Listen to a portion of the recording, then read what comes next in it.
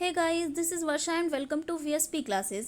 UP TGT PGT Hindi subject में हिंदी साहित्य का इतिहास में हम आज बात करेंगे आदिकाल से बार बार पूछे जाने वाले प्रश्नों के बारे में। तो थियरी, इसके पहले हमने आदिकाल की थियरी करा दी थी।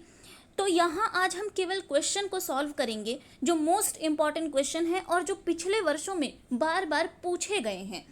तो थियरी हो चुकी है, लेकिन जो कुछ भी बचा होगा आज वो इस सेशन में कंप्लीट कर लिया जाएगा और हर क्वेश्चन का जो मोस्ट इम्पॉर्टेंट फैक्ट होगा वो भी आपको बताया जाएगा। तो आने वाले सभी एग्जाम के लिए टीजीटी पीजीटी नेट यूपीएसआई या फिर जूनियर टीचर यानी जहाँ भी हिंदी पूछी जाती है, ये वीडियो बहुत हेल्पफुल होने वाला है, इसलिए इस वीडियो को पूरा देखिएगा। और हाँ, अगर वीडियो पसंद आएगा तो लाइक और शेयर कर दीजिएगा, चैनल को सब्सक्राइब कर दीजिएगा, बेल आइकन को प्रेस कर लीजिएगा ताकि मेरे वीडियो की लेटेस्ट नोटिफिकेशन आपको मिलती रहे। तो देर ना करते हुए आइए शुरू करते हैं आज का हमारा पहला क्वेश्चन, जो है आदिकाल से। तो आदिकाल से पहला क्वेश्चन है, निम्न में से किस विद्वान ने हिंदी साहित्य के आदिकाल को संधि चारण काल कहा है? एक नंबर फिक्स है, यहाँ से आएगा ही आएगा कि आदिकाल का नामकरण यानी किसने क्या क्या नाम दिया है आदिकाल को। अब यहाँ पूछा जा रहा है कि आदिकाल को संधि चारण काल किसने कहा है? रामचंद्र शुक्ल ने, राहुल सांकृत्यायन ने, शिव सिंह सेंगर ने या फिर राम कुमार वर्मा ने? तो देखिए, आदिकाल को संधि चारण काल राम कुमार वर्मा ने कहा है। पिछली बातों को एक बार रिकॉल कर लेते हैं। तो देखिए, अगर हम डॉक्टर ग्रियर्सन की बात करें तो इन्होंने आदिकाल को चारण काल कहा है, मिश्र बंधुओं ने आदिकाल को आरंभिक काल कहा है, और रामचंद्र शुक्ल के अनुसार अगर देखा जाए तो वीर गाथाओं के वर्णन होने से इसको इन्होंने वीर गाथा काल कहा है। महावीर प्रसाद द्विवेदी ने इसको बीज वपन काल कहा है, जबकि हजारी प्रसाद द्विवेदी ने इसको आदिकाल कहा है। और हजारी प्रसाद द्विवेदी की ही मान्यता है, यानी कि इसको हम प्रारंभिक काल, आरंभिक काल, चारण काल ना कह के हम सब इसको किस नाम से जानते हैं? आदिकाल के नाम से जानते हैं। तो एक क्वेश्चन से आपको इतनी सारी चीजें क्लियर हो गई कि किसने क्या क्या कहा है। तो आदिकाल को संधि चारण काल किसने कहा है? राम कुमार वर्मा ने कहा है। नेक्स्ट क्वेश्चन पे चलते हैं। हिंदी साहित्य का प्रथम महाकाव्य किसे माना जाता है? मोस्ट इंपॉर्टेंट क्वेश्चन है, बहुत बार पिछले एग्जाम में पूछा हुआ है कि प्रथम हिंदी साहित्य का जो प्रथम महाकाव्य है वो कौन सा है? खुमान रासो, परमाल रासो, पृथ्वीराज रासो या फिर बीसल देव रासो? तो देखिए, हिंदी साहित्य का प्रथम महाकाव्य की बात जब भी आएगा आप आंख बंद करके टिक कर दीजिएगा पृथ्वीराज रासो को। ठीक है, पृथ्वीराज रासो में है क्या? तो इसमें पृथ्वीराज चौहान के जीवन के चरित्र का वर्णन किया गया है। एक और चीज पूछी जाती है कि इसमें सर्ग या फिर अध्याय कितने हैं? तो 69 इसमें पृथ्वीराज रासो में सर्ग और अध्याय है। अगर इसके रचनाकार के बारे में बात की जाए तो पृथ्वीराज रासो के रचनाकार हैं चंद बरदाई। इन्होंने ही पृथ्वीराज रासो की रचना की थी और इसे ही हिंदी साहित्य का प्रथम महाकाव्य माना जाता है। नेक्स्ट क्वेश्चन पे हम चलेंगे। भविष्यत कथा नामक ग्रंथ के रचनाकार कौन है? दामोदर कवि, पुष्पदंत, जोइंदु या फिर धनपाल? तो देखिए, अपभ्रंश रचना जो है वो भविष्यत कथा यानी कि धनपाल ने भविष्यत कथा की रचना की है। भविष्यत कथा की रचना किसने की है? धनपाल ने की है, यानी कि ऑप्शन डी यहाँ पे राइट आंसर हो जाएगा। नेक्स्ट क्वेश्चन पे चलते हैं। निम्नलिखित में से किस ग्रंथ में महोबा के वीर योद्धा आल्हा और ऊदल का वर्णन किया गया? ये भी बहुत इंपॉर्टेंट क्वेश्चन है, यानी कौन सा ऐसा ग्रंथ है जिसमें आल्हा और ऊदल का वर्णन किया गया है? तो देखिए, परमाल रासो, ए ऑप्शन यहाँ पे राइट आंसर हो जाएगा। परमाल रासो के रचयिता के बारे में सबसे पहले हम देखते हैं तो जगनिक इसके रचयिता हैं, यानी जगनिक ने क्या लिखा है? परमाल रासो। अब इस परमाल रासो में क्या है? ये एक वीर गाथात्मक काव्य है, ठीक है, और इसके लेखक जगनिक है। इस काव्य का जो महोबा खंड है, ये जो महोबा खंड है जिसमें आल्हा और ऊदल का वर्णन किया गया है, इसको श्याम सुंदर दास ने ही परमाल रासो के नाम से प्रकाशित किया था। ठीक है, तो यानी परमाल रासो के रचनाकार कौन है? जगनिक है, और महोबा के वीर योद्धा आल्हा और ऊदल का वर्णन इसमें किया गया है। नेक्स्ट क्वेश्चन पे चलते हैं। जॉर्ज ग्रियर्सन के the modern vernacular literature of Hindustan का हिंदी अनुवाद किसने किया? तो हमने बताया कि हिंदी साहित्य का जो पहला इतिहास लिखा गया था उसको लिखा था जॉर्ज ग्रियर्सन ने, लेकिन ये हिंदी भाषा में ना लिखकर ये फ्रेंच भाषा में लिखा हुआ था, क्योंकि जो जॉर्ज ग्रियर्सन थे वो फ्रांस के रहने वाले थे। ठीक है, तो इनके पुस्तक का क्या नाम है? The modern vernacular literature of Hindustan. कभी कभी इनके बुक का नाम भी पूछ लिया जाता है, तो जो बोलने में जहां जीभ अटक रही हो वही समझ लीजिए जॉर्ज ग्रियर्सन की बुक का नाम है। ठीक है, तो the modern vernacular literature of Hindustan की रचना हिंदी भाषा में किसने अनुवाद किया था इस रचना का? तो देखिए यहाँ पे किशोरी लाल गुप्त ने the modern vernacular literature of Hindustan का हिंदी अनुवाद किया था। तो B option will be right answer. Next question पे चलते हैं। गणपति चंद्र गुप्त के अनुसार निम्न में से किस कृति को हिंदी साहित्य की प्रथम कृति मानी जाती है? हालांकि बहुत सारे विद्वान या फिर साहित्यकार हैं जिन्होंने अलग अलग कृति को हिंदी साहित्य की प्रथम कृति मानी है, लेकिन यहाँ एक नाम मेंशन कर दिया गया है गणपति चंद्र गुप्त के अनुसार। तो आपको बताना है कि इनके अनुसार हिंदी साहित्य की प्रथम कृति कौन सी है। तो देखिए गणपति चंद्र गुप्त ने देवसेन कृत श्रावकाचार, यानी कि जो देवसेन ने जिसकी रचना की है श्रावकाचार, इसको ही गणपति चंद्र गुप्त क्या करते हैं? हिंदी साहित्य की प्रथम कृति मानते हैं, यानी ए ऑप्शन यहाँ पे राइट आंसर हो जाएगा। नेक्स्ट क्वेश्चन, निम्नलिखित में से चर्या पद किसकी रचना है? चर्या पद के बारे में आपको बताना है कि ये रचना किसकी है? लुईपा, शबरपा, कड़प्पा या फिर सरहपा। तो देखिए चर्या पद जो है वो शबरपा की रचना है। अब चर्या पद है क्या? एक प्रकार का ये गीत होता है जो किसी विशेष अनुष्ठान के लिए गाया जाता है। अब बात अगर शबरपा की हम करें तो ये सिद्ध साहित्य की रचना करने वाले कवि हैं, यानी सिद्धों की संख्या भी हमने आपको बताई थी। तो ये सिद्धों के कवि हैं, सिद्ध साहित्य की रचना करने वाले। और एक बात और याद रखिएगा, सिद्धों का जो संबंध होता है वो किससे होता है? बौद्ध धर्म के वज्रयानी शाखा से होता है। ठीक है, नेक्स्ट क्वेश्चन पे चलते हैं। निम्न में से किसका स्थान 84 सिद्धों में सबसे ऊंचा माना जाता है? लुईपा, शबरपा, कड़प्पा या फिर सरहपा। तो देखिए जिसके अंत में पा लगा होता है मोस्टली वो लोग 84 सिद्धों में गिने जाते हैं। तो यहाँ जो 84 सिद्धों में जिसका स्थान सबसे श्रेष्ठ माना जाता है वो है लुईपा। लुईपा को सबसे श्रेष्ठ माना जाता है 84 सिद्धों में। नेक्स्ट क्वेश्चन पे चलते हैं।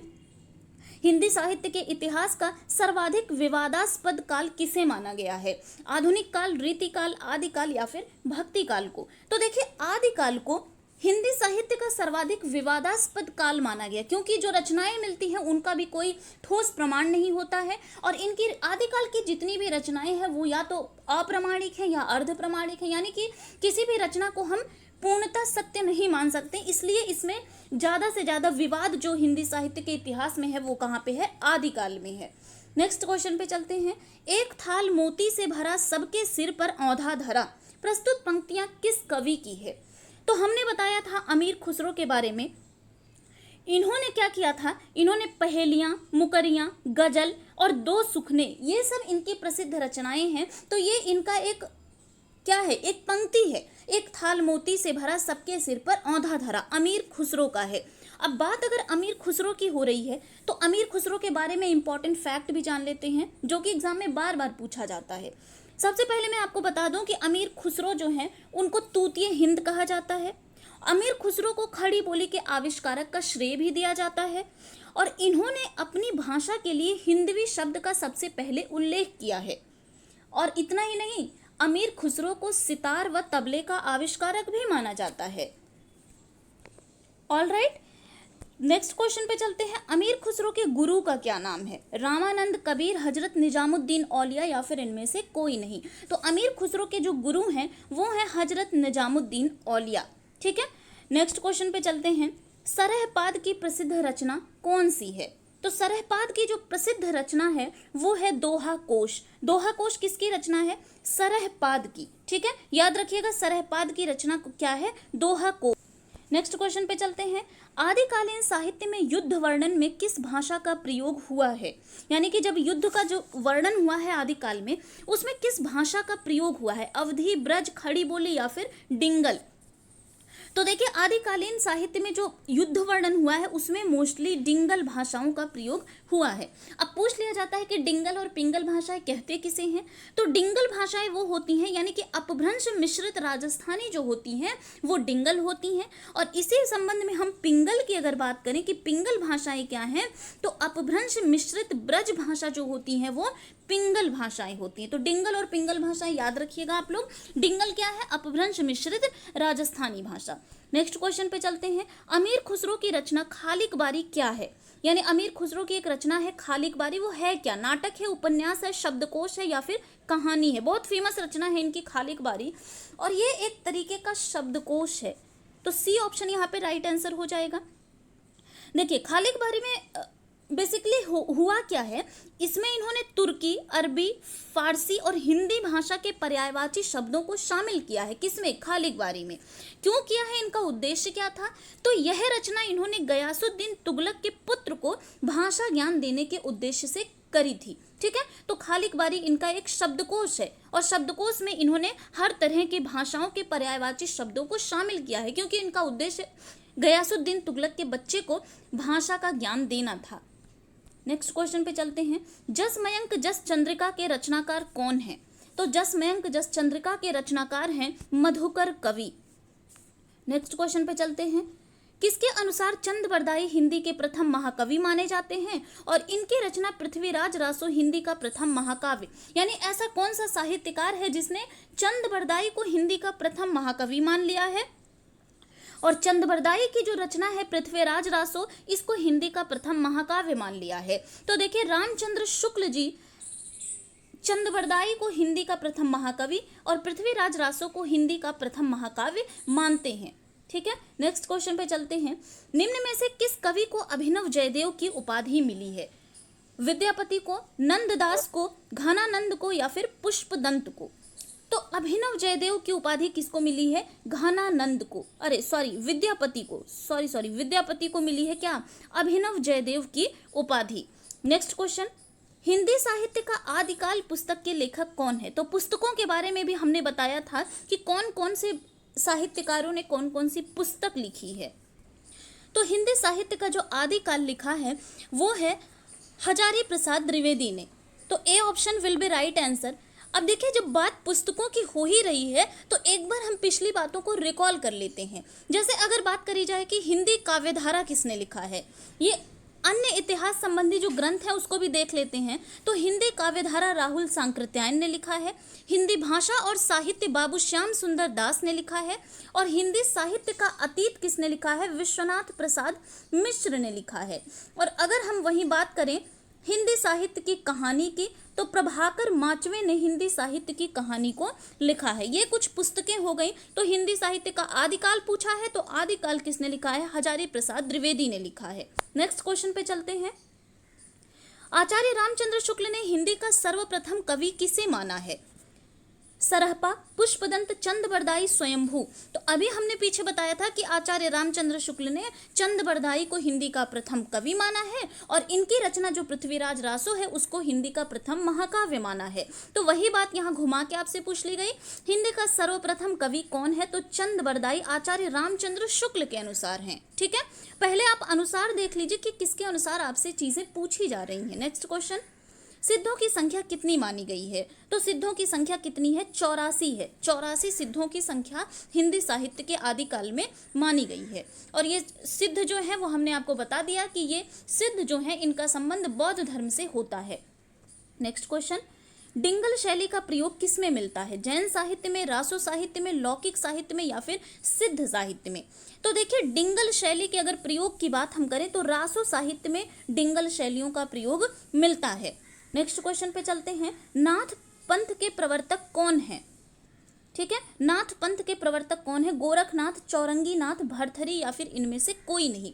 तो नाथ संप्रदाय के जो प्रवर्तक है वो कौन है, गोरखनाथ। कहीं कहीं मत्स्येंद्र नाथ भी आपको देखने को मिल जाएगा। नेक्स्ट क्वेश्चन पे चलते हैं। नाथों की संख्या कितनी मानी गई है, तो नाथों की संख्या 9 मानी गई है। नाथ कितने हैं, 9 नाथ हैं। नेक्स्ट। अपभ्रंश का वाल्मीकि किसे कहा गया है, तो अपभ्रंश का वाल्मीकि जो कहा गया है वो स्वयंभू को कहा गया है। अच्छा, अगर बात स्वयंभू की चल रही है तो इनकी एक बड़ी फेमस रचना है पौमचर्यू। पौमचर्यू में बेसिकली है क्या? तो पौमचर्यू में राम कथा का वर्णन किया गया है, यानी इनकी जो पौमचर्यू है उसमें राम कथा का वर्णन किया गया है। नेक्स्ट क्वेश्चन पे चलते हैं। निम्नलिखित में से कौन सा सिद्ध साहित्य का कवि नहीं है? सरहपा, सबरपा, भरथरी या फिर लुइपा। तो अभी हमने बताया था सिद्ध साहित्य के कवियों के बारे में कि जिसके मोस्टली जिसके अंत में पा लगा होता है वही कौन है? सिद्ध साहित्य का कवि माना जाता है। ठीक है, तो अब देखिए तीनों में पा लगा है लेकिन भरथरी में पा नहीं लगा है, तो यही हमारा राइट आंसर हो जाएगा। नेक्स्ट क्वेश्चन पे चलते हैं। अमीर खुसरो का पूरा नाम क्या है? तो अमीर खुसरो का पूरा नाम है अबुल हसन, अबुल हसन यमुनुद्दीन, ये है अमीर खुसरो का पूरा नाम। ठीक है, नेक्स्ट क्वेश्चन पे चलते हैं। विद्यापति मूलतः किस भाषा के कवि हैं? अब विद्यापति जो हैं, जिनको अभी हमने बात की थी पिछले में क्वेश्चन में कि विद्यापति को अभिनव जयदेव की उपाधि से सम्मानित किया गया है, तो विद्यापति मूलतः किस भाषा के कवि हैं? तो ये मैथिली भाषा के कवि हैं। अब बात अगर विद्यापति की हो तो इनकी 3 रचनाएं बड़ी फेमस हैं, कीर्तिलता, कीर्ति पताका और पदावली। अब बात करते हैं तीनों हैं किस भाषा में? तो इनकी जो पदावली है रचना वो मैथिली भाषा में है, और कीर्तिलता और कीर्ति पताका जो है वो किस में है? अवहट्ट में है। और एक और बात विद्यापति से याद रखिएगा, इनको मैथिल कोकिल के नाम से भी जाना जाता है, यानी इनको मैथिल कोकिल की संज्ञा भी दी गई है। क्यों दी गई है? क्योंकि ये मैथिली भाषा के कवि हैं। ठीक है, नेक्स्ट क्वेश्चन पे चलते हैं। अच्छा, विद्यापति की कौन सी रचना अवहट्ट में लिखी गई है? तो अभी हमने बताया कि जो इनकी पदावली है वो किस में लिखी है? मैथिली में लिखी हुई है, और कीर्तिलता और कीर्ति पताका जो है वो अवहट्ट में लिखी है। तो यहाँ पे पदावली तो होगा नहीं, तो 1 और 2 तो हो नहीं सकता, तो इनकी कीर्तिलता जो है, अब चूंकि यहाँ पे कीर्ति पताका नहीं दी हुई है तो कीर्तिलता यानी ए ऑप्शन राइट आंसर हो जाएगा। यही रचना इनकी अवहट्ट में लिखी हुई है। नेक्स्ट क्वेश्चन पे चलते हैं। खड़ी बोली का प्रथम कवि किसे माना जाता है? तो अभी हमने बात की कि खड़ी बोली का श्रेय जो जाता है वो अमीर खुसरो को जाता है, या आमिर नहीं अमीर खुसरो है। ठीक है, नेक्स्ट क्वेश्चन पे और लास्ट क्वेश्चन पे चलते हैं। ढोला मारूरा दूहा के रचयिता कौन है? चंदबरदाई, जगनिक, कुशल लाभ या फिर कुशल प्रकाश। तो ढोला मारूरा दूहा ये किसकी रचना है? कुशल लाभ की रचना है। तो ये जो ढोला मारूरा दूहा है ये 11वीं शताब्दी में रचित एक लोक भाषा काव्य है। ठीक है, यानी इसमें अगर देखा जाए तो ये ढोला मारू जो कथा है वो राजस्थान की अत्यंत प्रसिद्ध लोक गाथा है, और इस लोक गाथा की लोकप्रियता का अनुमान इसके दोहे से लगाया जा सकता है जो कि राजस्थान में अत्यंत ही प्रसिद्ध है। ढोला मारूरा दूहा के रचयिता कौन है? कुशल लाभ हैं। तो ये थे हिंदी साहित्य के आदिकाल से 30 मोस्ट इंपॉर्टेंट क्वेश्चन जो हमने इस सेशन में कवर किया है। तो उम्मीद करती हूँ कि आपको ये सेशन पसंद आया होगा, और आदिकाल से जो थियरी में कुछ भी चीज़ें छूटी होंगी वो हमने इसमें कवर कर लिया है। तो आप लास्ट में कमेंट करके जरूर बताइएगा कि आपके 30 में से कितने क्वेश्चन सही हुए हैं। और अगर आपने आदिकाल की थियरी नहीं देखी तो प्लीज़ जाकर देख लीजिएगा। और अगर आपको ये वीडियो पसंद आया है तो वीडियो को लाइक और शेयर कर दीजिएगा, चैनल को सब्सक्राइब कर दीजिए, बेल आइकन को प्रेस कर लीजिए ताकि मेरे वीडियोज़ की लेटेस्ट नोटिफिकेशन आपको मिलती रहे।